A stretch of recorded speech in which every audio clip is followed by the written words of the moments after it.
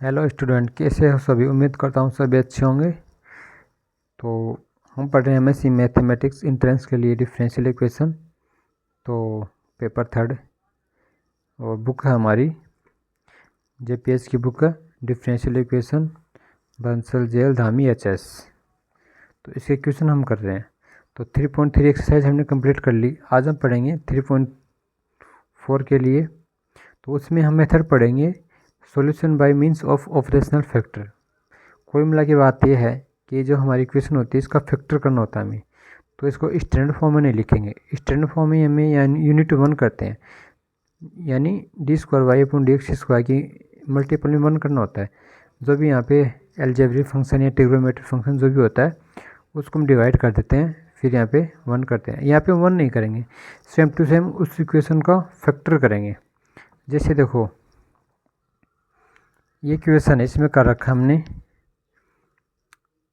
x d²y/dx² plus 1 - x into dy/dx minus y equal to e⁻x। यहाँ पे हमने x d/dx को capital D लिख दिया, तो ये d² हो गया, y को कॉमन ले लिया तो यहाँ पे 1 - x आ गया, d/dx की वैल्यू कैपिटल D माइनस यहाँ y कॉमन आ गया तो 1 बच गया, तो ये y इक्वल टू e⁻x। और उसके बाद हम क्या करेंगे, इसका फैक्टर करेंगे। तो देखो ये हमने फैक्टर किया ना इसका, तो इसकी xd + 1 into d - 1 y equal to e⁻x। अब यहाँ से हम क्या करेंगे, जो नॉन एल्जेब्रिक फैक्टर होता है, जैसे इसमें x नहीं है तो इसको y के साथ लेके v मान लिया हमने, ठीक है। v मान लिया तो हमारे पास इसकी जगह पे v रखेंगे, तो xd + 1v equal to e⁻x। अब इसको हम उसी हिसाब से सोल्व करेंगे। अब देखो, अब यहाँ पे हम स्टैंडर्ड फॉर्म लिखेंगे। अब ये यहाँ पे स्टैंडर्ड फॉर्म लिखने के लिए x को से डिवाइड करेंगे, तो d + 1/xv equal to e⁻x/x ऐसे हो जाएगी ये। तो इसने डायरेक्ट सोल्व कर रखी है, जो हमें 3.1 में पढ़ा था ना उस मेथड से। तो ये मैं आपको करके दिखा देता हूँ।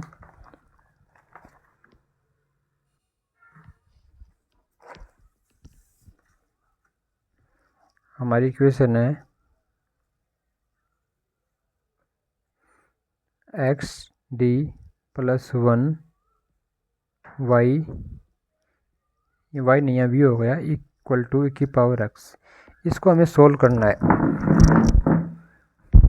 अब हम क्या करेंगे, पहले इसको ओपन करेंगे अंदर, तो हमारे पास हो जाएगा x dv + v equal to e⁻x। तो यहाँ से हम d को d/dx लिख लेंगे, x dv/dx + v equal to e⁻x। x से भाग देंगे तो dv/dx + v/x equal to e⁻x/x। तो यहाँ से हम क्या करते हैं, जैसे हमने 3.1 में किया, क्योंकि ये लीनियर डिफरेंशियल इक्वेशन तो है, लेकिन यहाँ कांस्टेंट कोफिशिएंट नहीं है, यहाँ एल्जेब्रिक कोफिशिएंट है। तो इसके लिए हम क्या करेंगे, इसका IF निकालेंगे।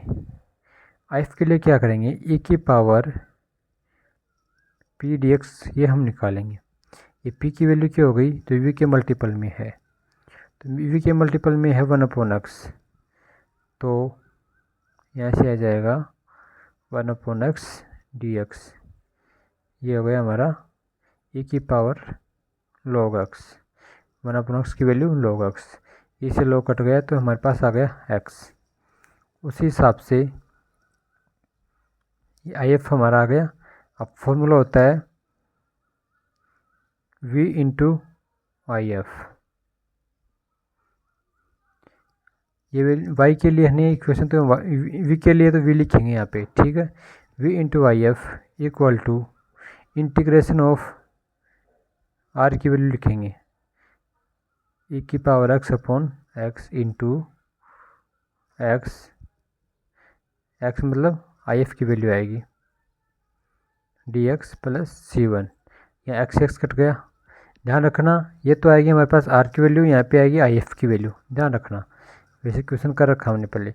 अब ई एक्स का इंटीग्रेशन होगा ई एक्स, तो ये होगा हमारे ई एक्स प्लस सी वन। यहाँ से वी की वैल्यू निकालेंगे तो आई एफ को हम इधर भेजेंगे, तो आई एफ आएगा यहाँ पे नीचे। आई एफ की वैल्यू क्या है एक्स, तो ये हो गया एक्स, ठीक है। तो हमारे पास टोटल मिला के वी की वैल्यू आ गई e की power x into x inverse, यहाँ x अपॉन में है, ऊपर लिखेंगे तो इन्वर्स में लिखेंगे plus c one x inverse. अब ये वी की वैल्यू हम जो पीछे इक्वेशन दी गई उसमें लिखेंगे। तो चलो बुक में आते हैं हम। तो ये जो हमारी d minus one y equal to v माना था हमने, तो यहाँ पे वी की वैल्यू हम रख देंगे अब। तो ये वी की वैल्यू हमारे पास आई है ए की power x x inverse plus c one x inverse, ये रख दी। अब सेम उसी तरह से फिर से इसका इंटीग्रेटिंग फैक्टर निकालेंगे, मतलब आई एफ निकालेंगे, फिर सेम वो फॉर्मूला उसी हिसाब से करेंगे। तो यहाँ से हमारे पास वाई की वैल्यू आएगी सी टू ए की power x plus c one ए की पावर एक्स, जो इंटीग्रेशन नहीं होता उसको ऐसे ऐसे लिख देंगे प्लस ए की पावर एक्स लॉग एक्स। तो ये भी हम करके दिखा देता हूँ आपको आगे, तो नेक्स्ट क्वेश्चन में समझने में आसानी रहेगी। जैसे हमारी इक्वेशन बन गई d minus one y equal to v, यहाँ पे हमने v की वैल्यू रख दी, v की वैल्यू हमारे पास आई e की power x into x inverse plus c one x inverse. तो यहाँ से हम d upon d x y minus y equal to e की power x into x inverse plus c one x inverse, यहाँ से I F निकालेंगे तो same उसी तरह से e की पावर पी डी एक्स, यहाँ से p की वैल्यू क्या है हमारे पास माइनस वन डी एक्स, तो ये होगा e की पावर माइनस एक्स, ठीक है। ये आ गया हमारे पास इंटीग्रेटिंग फैक्टर।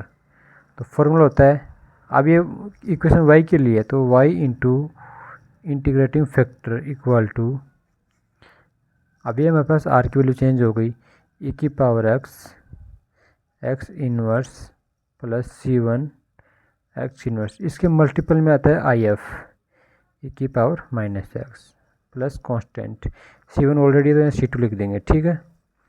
इसको हम सोल्व करेंगे तो अंदर इसको मल्टीप्लाई करेंगे तो e की पावर एक्स e की पावर माइनस एक्स वन हो जाएगा, तो यहाँ बचेगा एक्स इन्वर्स, यहाँ बचेगा सी वन, ठीक है। इसका हमें इंटीग्रेशन करना पड़ेगा plus c two, one upon x का हो गया log x plus c one का हो गया c one x plus c two, ठीक है। सॉरी हमने एक मिस्टेक की है, यहाँ पे एक्स इन्वर्स है तो यहाँ पे e की पावर माइनस एक्स और एक्स इन्वर्स दोनों आएंगे, मैंने e की पावर माइनस एक्स सोच के काट दिया इसको। तो ये स्टेप फिर से लिखेंगे हम, integration of x inverse plus c one ए की power minus x inverse d x plus c two. तो इसका तो हमारे पास आ गया लॉग एक्स, तो ये आ गया log x plus c one ए की power minus x inverse d x plus c two. अब ये हमारे पास है y आई एफ के इक्वल में, तो यहाँ से y की वैल्यू लिखेंगे तो आई एफ को नीचे लिखेंगे, तो log x upon I F की वैल्यू हमारे पास e की power minus x plus c one e की power minus x inverse d x upon e की power minus x plus c two upon e की पावर माइनस एक्स। तो ऊपर लिखेंगे तो ये प्लस में हो जाएगी power, log x into e की power x plus C1 e की power x integration of e की power minus x into x inverse dx plus C2 e की पावर x। ये होगा हमारा आंसर। तो सेम यही है, y equal to C2 e की power x plus C1 e की power x integration of e की power minus x inverse dx plus e की पावर x log x। तो सेम सभी क्वेश्चन इसी हिसाब से करने पड़ेंगे हमको, ठीक है। तो यहाँ से एक क्वेश्चन हमने कर लिया, दूसरे क्वेश्चन भी इस हिसाब से करेंगे, वो करेंगे नेक्स्ट वीडियो में। तो अभी के लिए इतना ही। वीडियो देखने के लिए धन्यवाद, बाय।